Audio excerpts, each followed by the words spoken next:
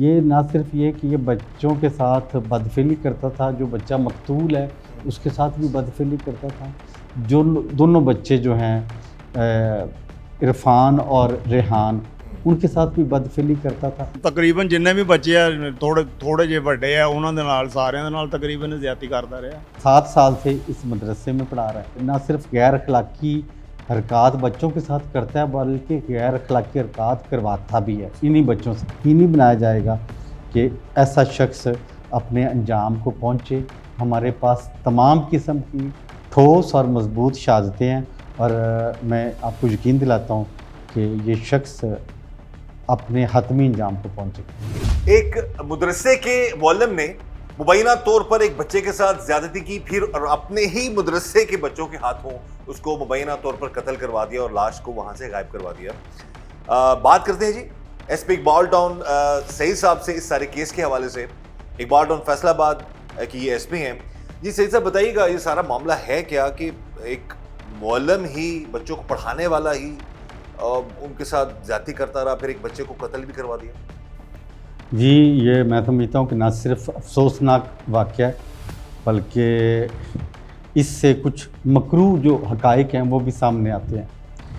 ہمیں 28 تاریخ کی صبح کو 15 کی کال موصول ہوتی ہے پولیس اسٹیشن بٹالہ میں۔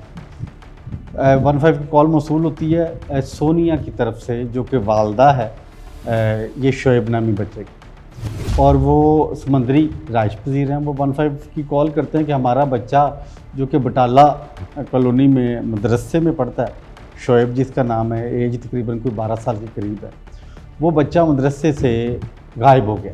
تو اسی اطلاع پہ پولیس پہنچتی ہے، FIR درج کی جاتی ہے۔ مزید دریافت کرتے ہیں تو 2 بچے جو کہ کوئی 14 سال کے قریب جن کی عمریں ہیں دونوں کی، عرفان اور ریحان، وہ اسی مدرسے کے طالب علم، اسی مدرسے کے طالب علم ہیں، اور وہ یہ سارے بچے جو 7 کے قریب بچے تھے وہ مدرسے کی اسی فلور پہ سو رہے تھے، اور ان بچوں کو بھی شامل دریافت کیا جاتا ہے۔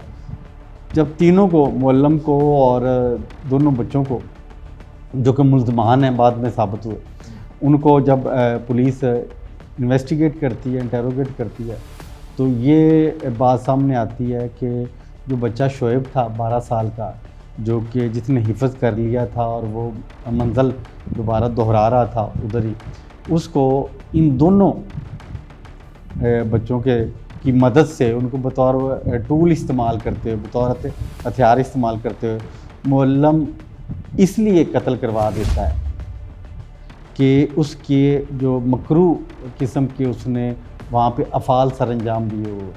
یہ نہ صرف یہ کہ یہ بچوں کے ساتھ بدفعلی کرتا تھا، جو بچہ مقتول ہے اس کے ساتھ بھی بدفعلی کرتا تھا، جو دونوں بچے جو ہیں عرفان اور ریحان ان کے ساتھ بھی بدفعلی کرتا تھا۔ کب سے یہ شخص اس مدرسے میں پڑھا رہا ہے اور کتنے عرصے سے ہے شہر میں؟ بیسیکلی یہ اسی فیصل آباد کا ہی رہنے والا ہے، اور یہ اس کے بعد کیونکہ اگر 2 لڑکوں تین بچوں کے ساتھ تو آپ نے بتا رہے ہیں کہ 2 جو قاتل ہیں لڑکے اور ایک جو مقتول ہے ان کے ساتھ بھی زیادتی کرتا تھا، تو یہ معاملہ کتنے عرصے سے سلسلہ چل رہا تھا اور کیا وجوہات ہیں کہ اسی بچے کو مروا دیا؟ یہ بیسیکلی جڑا والا کا رہنے والا ہے، قاری رفاقت اس کا نام ہے۔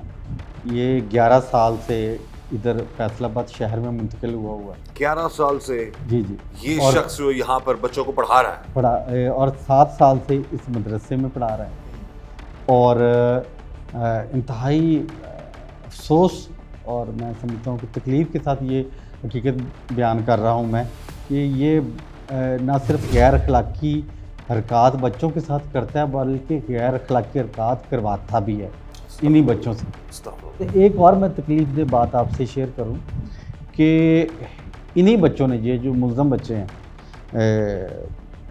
جنہوں نے یہ انتہائی ظالمانہ فعل سر انجام دیا، یہ کئی دفعہ مدرسے سے بھاگے ہیں اسی وجہ سے کہ ان کے ساتھ زیادتی کی جاتی ہے اور ان سے زیادتی کروائی جاتی ہے، لیکن وہ جب بھاگ کے گھر والوں کے پاس جاتے ہیں تو یہ اس طرح سچویشن کو مینیج کرتا ہے کہ گھر والے کہتے ہیں کہ تم پڑھنا نہیں چاہتے، تم غلط الزام لگا رہے ہو، یہ بچوں نے کیا بتایا کہ کس طریقے سے انہوں نے اس معصوم کو قتل کیا, اور جو بچہ قتل ہونے والا اس کی ایگزیکٹ ایج بتائیے گا. اس کی ایج ہے 12 اور 13 سال. اچھا. اور یہ جو بچے جنہوں نے یہ ظالمانہ فعل کے لیے جو بطور ٹول استعمال ہوئے ہیں, ان کی عمریں ہیں 13 سے 14 سال. اور انہوں نے دوران تفتیش جو انکشاف کیا ہے, جو ایک بچہ ہے وہ اس کے جسم کے اوپر بیٹھ جاتا ہے, ٹانگوں کے اوپر, اور دوسرا بچہ جو ہے وہ اس کا منہ سانس بند کرتا ہے, گلا دباتا ہے, اور جب وہ اس کے جسم میں زیادہ مزاحمت آتی ہے تو وہ کیا کرتا ہے, وہ پاؤں اس کی گردن کے اوپر رکھ دیتا ہے. اچھا, دوران تفتیش جو ایک اور بات سامنے آئی, احسان نامی بچہ جس کی عمر 7-8 سال کے قریب ہے, اس وقوعے کے دوران وہ بھی اسی کمرے میں سو رہا تھا, اس کی آنکھ کھل جاتی. شور ہوا ہے اس میں, شور کرنے کی قابل چھوڑا ظاہر ہے, تو اور بچوں کو آواز نہیں کی باقی نہیں, لیکن وہ بچہ جاگتا ہے. ٹھیک. جب جاگتا ہے وہ بچہ اس معلم کا رشتے میں بھانجا لگتا ہے. 7 سال کا بچہ وہ جب دیکھتا ہے کہ یہ فیل ہو رہا ہے تو اس کی آنکھ کھلتی ہے, تو یہ اس کو خوف زدہ کر دیتے ہیں دونوں بچے کو بھی. ہاں, کہتے ہیں کہ تم نے اگر بتایا تو ہم تمہیں بھی مار دیں گے. وہ اس وقت خاموش ہو جاتا ہے.